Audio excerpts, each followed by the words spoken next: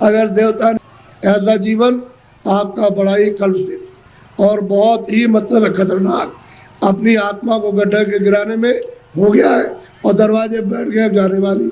इसलिए बचो, अभी बच सकते हो मनुष्य शरीर में और बाद में फिर बचने का रास्ता नहीं। इसलिए इसको सोचो कि मैं कहाँ से आया हूँ, मैं किस लिए मनुष्य शरीर में आया, फिर मैं अगर जाऊंगा तो कहाँ जाऊंगा।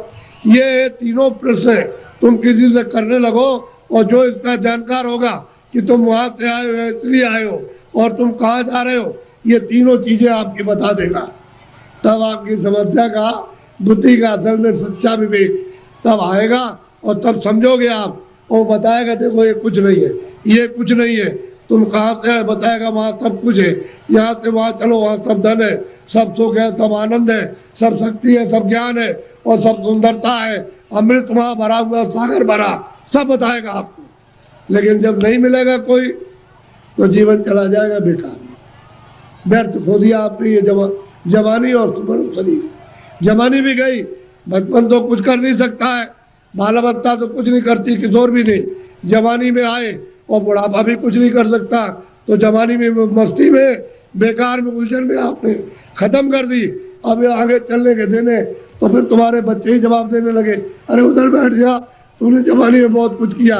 तो आपको हो जाएगी तकलीफ, कहते वो मेरा बच्चा और मुझसे इस तरह से कह रहा, अब वो जवानी का उस पर जोम चढ़ा है, तुम पर बुढ़ापा आके अलग कर देगा, चुपचाप बैठे रहो। घर में जो बहुएं आएगी तुमको रोटी समय से दी और नहीं दी तो शाम को देगी, कभी शाम को नहीं तो सुबह देगी।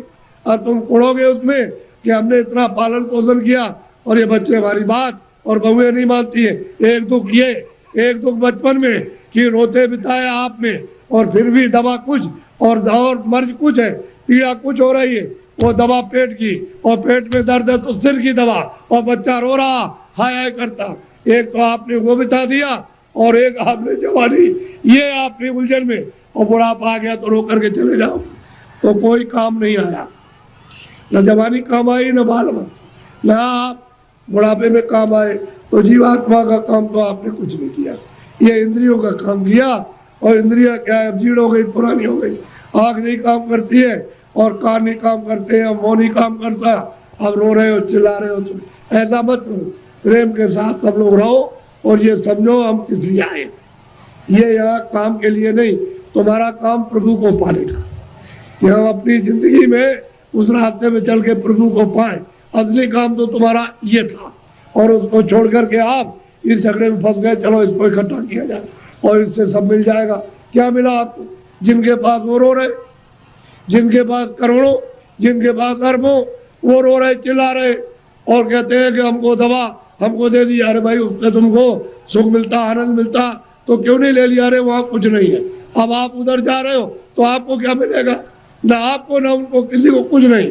दिन में काम करते, शाम को बच्चों की सेवा अपना फर्ज अदा करते और उसके बाद बैठ करके थोड़ा भजन करते मनुष्य मंदिर में, तो ये जीवात्मा सच्चे धन को प्राप्त करती। सच्चा जन्म मिलेगा नहीं, किसका कल्याण होगा? जीवन ऐसे ही चला जाएगा। तो मैं तो इसलिए चलाया कि हमारे गांव वासियों ने बहुत ही लोगों से कहा कि बाबा जी को ले आओ जरा, मैं दर्शन करूंगा। तो मैंने भी कहा चलो मैं भी दर्शन करूंगा, मेरी भी तो इच्छा दर्शन करने की है। अगर आपकी इच्छा हुई है दर्शन करने की तो मेरी भी आपके दर्शन करने की इच्छा हुई। तो आदान प्रदान का दर्शन, दर्शन देना और दर्शन करना, इसी के बीच में, अरस परस के बीच में अगर कोई चीज मिल जाए तो उसको ले लेना चाहिए।